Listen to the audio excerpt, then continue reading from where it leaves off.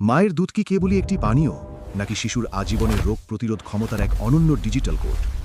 আধুনিক বিজ্ঞান আজ যাকে এক মহাসত্য হিসেবে স্বীকৃতি দিচ্ছে, ১৪০০ বছর আগেই পবিত্র কুরআন তার পূর্ণাঙ্গ সময়সীমা নির্ধারণ করে দিয়েছে।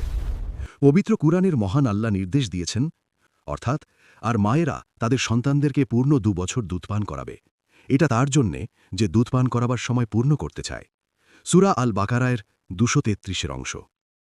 প্রশ্ন হতে পারে, ২ বছরই কেন? আধুনিক চিকিৎসা বিজ্ঞানের মতে একটি শিশুর ইমিউন সিস্টেম বা রোগ প্রতিরোধ ব্যবস্থার মৌলিক ভিত্তি তৈরি হতে অন্তত ২৪ মাস বা ২ বছর সময় লাগে। হু এবং ইউনিসেফের মতে মায়ের দুধ কেবল খাবার নয়, এটি একটি লিভিং টিস্যু। এতে থাকা ইমিউনোগ্লোবিউলিন শিশুর শরীরে প্রাকৃতিক টিকার মতো কাজ করে, যা কোনো কৃত্রিম দুধে তৈরি করা অসম্ভব। মস্তিষ্কের বিকাশ ও আইকিউ। নিউরোলজিস্টদের মতে মানব শিশুর মস্তিষ্কের প্রায় ৮০ থেকে ৯০% বিকাশ ঘটে জীবনের প্রথম ২ বছরে। মায়ের দুধে থাকা ডিএইচএ এবং বিশেষ ফ্যাটি অ্যাসিড সরাসরি শিশুর মেধা ও আইকিউ বৃদ্ধিতে সহায়তা করে। কুরআনের এই সময়সীমা মূলত একটি সুস্থ ও মেধাবী জনমের ব্লুপ্রিন্ট। মায়ের স্বাস্থ্য সুরক্ষা। গবেষণায় দেখা গেছে, শিশুকে পূর্ণ ২ বছর দুধপান করালে মায়ের স্তন ক্যান্সার বা ব্রেস্ট ক্যান্সার ও ওভারিয়ান ক্যান্সারের ঝুঁকি উল্লেখযোগ্যভাবে কমে যায়। ধর্ম যখন বিজ্ঞানের ভিত্তি হয়, তখন মানব জীবন হয় নিরাপদ।